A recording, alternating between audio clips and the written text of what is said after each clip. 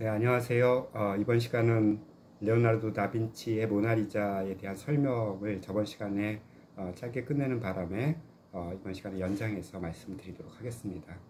다시 한번 모나리자 한번 얼굴 감상하고 가실게요.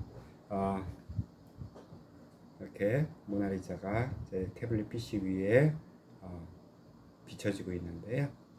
아마도 이 모나리자를 이렇게 대하시는 분들 혹은 이걸 직접 보신 분들은 저번 시간에도 말씀드렸지만 이제 작품이 너무 작거나 그러니까 생각보다 작거나 그리고 이 작품 자체가 이제 이 직접 보는 것보다 사진으로 보는 것이 좀 더 나을 수도 있겠다라는 생각이 듭니다. 왜냐하면 이제 그 루브르에서 직접 작품을 보신 분들은 일단 밀려드는 인파로 인해서 혹은 이 가깝게 가는 것을 막아내는 어떤 이런 그 경비원들의 어떤 이런 가이드라인 때문에 사실 작품을 좀 조용하게 그리고 깊이 그리고 가깝게 감상하기 상당히 어려울 텐데요. 하여튼 이 모나리자를 보고 있으면 이 모나리자는 몇 가지의 여러 가지 어떤 그 의문점을 아직도 내포하고 있고 이것이 이제 풀리지 않은 숙제의 과제로 남아 있지요.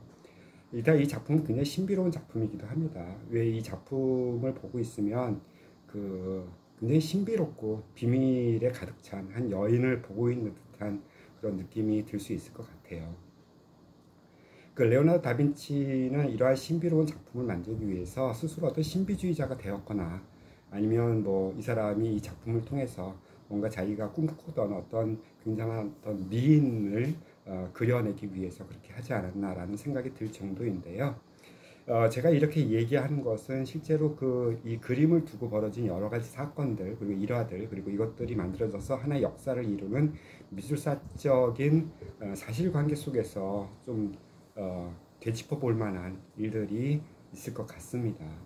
먼저 그런 얘기를 할게요. 이 작품이 왜 신비로울까요? 예, 이 작품은 수없이 그려졌던 르네상스의 초상화들 중에서 매우 획기적인 가치와 의미와 독보적인 입장을 가지고 있습니다.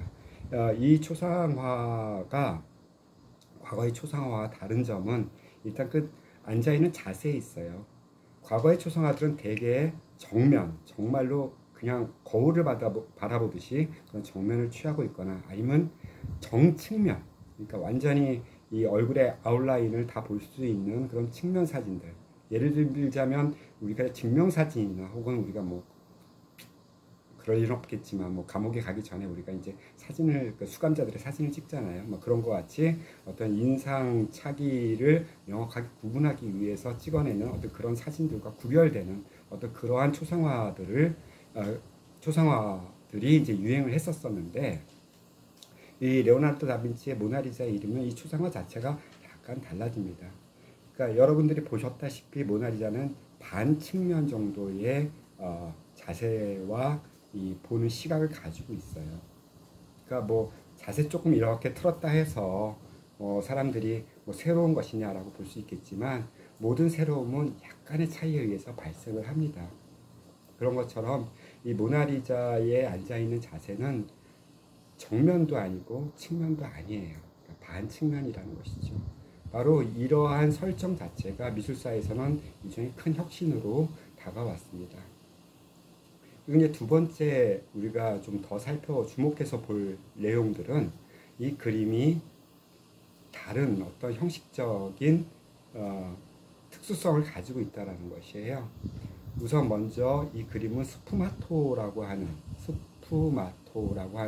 기법을 가지고 있습니다. 이 스푸마레라는 것은 담배를 피다, 연기를 피워내다 뭐 이런 뜻의 이탈리아 말인데요. 그 말이 명사화돼서 스푸마토, 안개에 가려진 어떤 것, 뭐 모연한 것, 뭐 분명하지 않은 것, 뭐 이런 것들을 의미한다고 하는데요.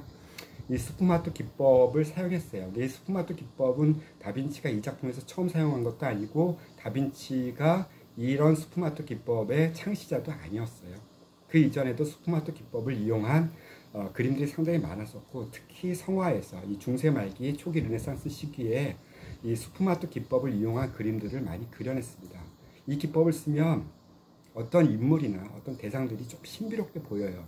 그러니까 여러분들이 사진을 찍을 때도 마찬가지겠지만 약간 흐리기나 초점 덜 맞추기라든지 혹은 기계적인 어떤 장치를 이용해서 약간 모요하게 만들 수도 있잖아요. 그러면 좀 그림이 좀 부드러워지면서 인상이 조금은 신비롭게 보일 수가 있잖아요.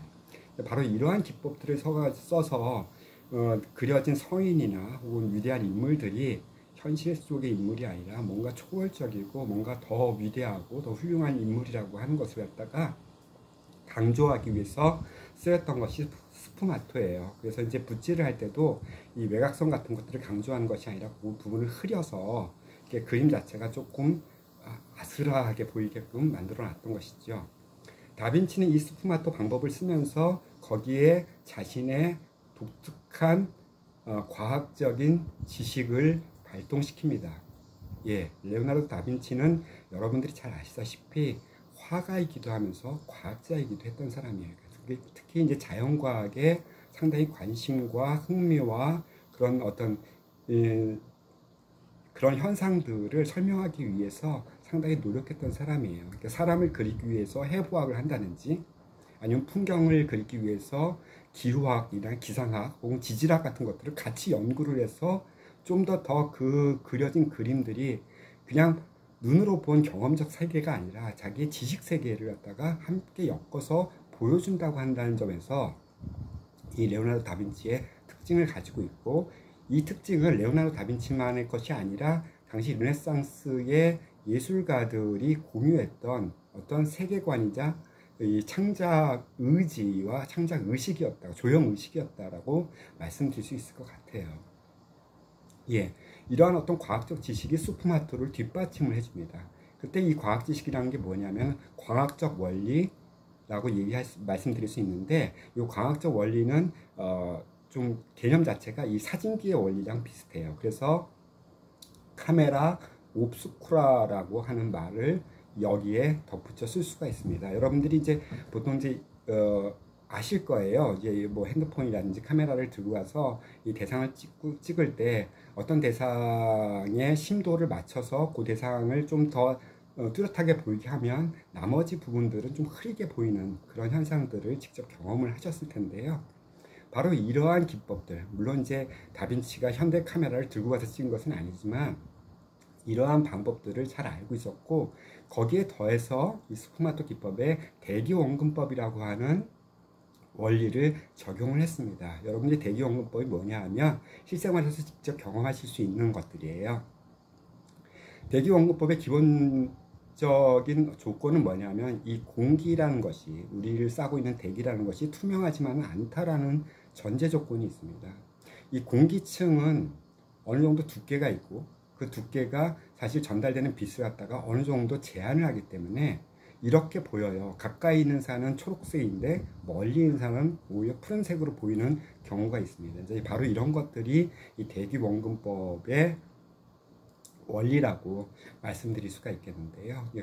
그 세 개 정도의, 그러니까 이 뭐라 그럴까요? 이 세 개 정도가 많이 그 원색에 가까워지느냐 아니면 원색에서 탈색되느냐, 뭐 이런 어떤 현상들을 갖다가 이 회화에다가 적용한 것이 레오나르도 다빈치의 기여라고 볼 수 있겠고요. 이 모나리자 외의 작품에서도 이 다빈치는 이러한 대기원근법들을 상당히 많이 사용을 하였습니다. 물론 이제 지금 모나리자에서 이 설명을 드리는 것은 바로 이 모나리자의 어떤 신비로운 감정이 사실은 레오나르도 다빈치의 이 과학적인 연구가 뒷받침해 주었기 때문에 가능하다. 굉장히 아이러니하죠. 이제 이런 것들을 통해서 모나리자가 완성이 됩니다. 그러니까 물론 이제 그 모나리자의 그 신비로움은 이 여자가 갖고 있는 어떤 인상에서도 기인하지만 그 인상을 어떻게 회화적으로 해결했는가에 따라서 달라질 수 있다라는 것을 이제 여러분들이 잘 아시게 되었을 거예요.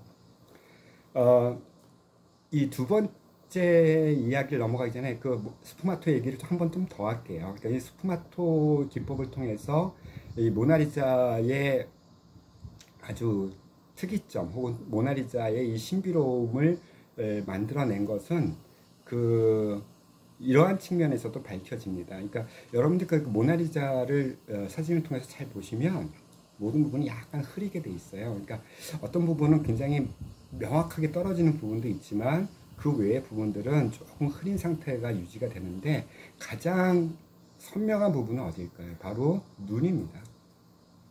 이 동공만 쳐다보고 계시면 굉장히 이 눈은 정확하게 초점이 맞아떨어진 부분을 볼 수가 있어요. 그 외에 얼굴에서도 몸에서도 혹은 풍경은 더더욱 이것이 이게 흐리기 정도가 이 차이를 두면서 좀 흐려지고 있다는 사실을 알 수가 있을 텐데요. 특히 이제 그 눈에다 초점을 맞춰 놓고 보니까 입가의 이런 부분들이 조금은 흐려져요. 그래서 이 흐린 부분에, 그러니까 사실 이게 그림을 그릴 때 보면 어느 부분이 명백하면 그 표정을 확실하게 읽을 수 있는데, 이것이 어둠 속이라든지 혹은 그런 흐림 속에 이렇게 빠져들어가면 이 여자가 과연 이 입가 때문에 웃고 있는 것인지 혹은 그냥 무표정인지 의심스럽게 됩니다. 바로 이제 이러한 것들을 이용해서 과연 이 모나리자의 미소는 과연 진짜 웃고 있는 것인지 아닌지 그 사람들이 조금 모호하게 인지하게 되고요. 바로 이 모호함 속에 어떤 신비주의가 좀 더 강력하게 발휘되는 것을 볼 수 있습니다. 또 한 가지는 이 초상화가 만약에 이게 초상화였다면 당시에 모든 초상화들은 그려진 다음에 그 주인한테 갈 수 있어요. 혹은 그 그림을 의뢰한 사람한테 가죠. 근데 이 초상화가 왜 파리에 있을까요? 이탈리아에서 그려진 그림인데, 네, 레오나르도 다빈치는 이 그림을 주인한테 돌려주지 않았어요. 이 그림을 가지고 프랑스로 갔습니다. 이제 레오나르도 다빈치는 죽을 때 프랑스에서 죽어요. 그 이유는 그 말년에 이 레오나르도 다빈치의 어떤 과학기술 혹은 그림, 예술성 뭐 이것들을 높게 평가했던 프랑스의 국왕 프랑스와 1세가 이 레오나르도 다빈치를 초청을 합니다. 프랑스로. 그리고 이제 이 레오나르도 다빈치는 그 초청에 응해서 프랑스로 갈 때 이 모나리자를 들고 가요. 그리고 가서 이 작품을 조금 더 그린 다음에 완성해서 이 국왕한테 선물을 합니다. 이게 좀 이상한 것 같아요. 그리고 그 그림은 오랜 동안 프랑스와 1세 국왕의 사적인 공간에 걸려 있었고요. 또 한 가지 이 그림에 대한 어떤 후속 연구, 과학적 분석 뭐 이런 것들을 통해서 드러난 사실이긴 하지만 모나리자 그림은 원래 이 크기가 아닙니다. 사실 조금 작게 됐어요. 그림이 좀 잘려진 것이죠. 이 잘려진 이유는 이 그림을 갖다 걸어놨는데 프랑스와 1세의 자신의 초상화 옆에다 이 그림을 걸어놨대요. 자기 부인도 아니고 왕비도 아닌데 이 그림을 옆에다 걸어놨어요. 걸어놨는데 이 그림이 좀 컸나 봐요. 자기 초상화에 비해서. 그래서 이 초상화에 맞춰서 그 크기를 약간 절단했다라고 이야기가 전해집니다. 바로 이제 이런 여러 점들이 과연 이 그림이 정말 초상화였을까? 진짜 그 라 조콘다라고 해서 이 피렌체의 어떤 귀족 가문에 시집온 그 여자를 그린 역사적인 인물을 그린 그림인가? 아니면 레오나르도 다빈치가 자기가 상상했던 그런 미인을 그린 그림인가? 이렇게 사람들이 아직까지도 의문을 품고 있다는 것은 바로 이제 여러 이런 역사적 정황들이 그 의문을 부채질하고 있다라고 볼 수 있겠지요. 예, 모나리자에 대한 설명은 여기서 마치겠습니다. 감사합니다.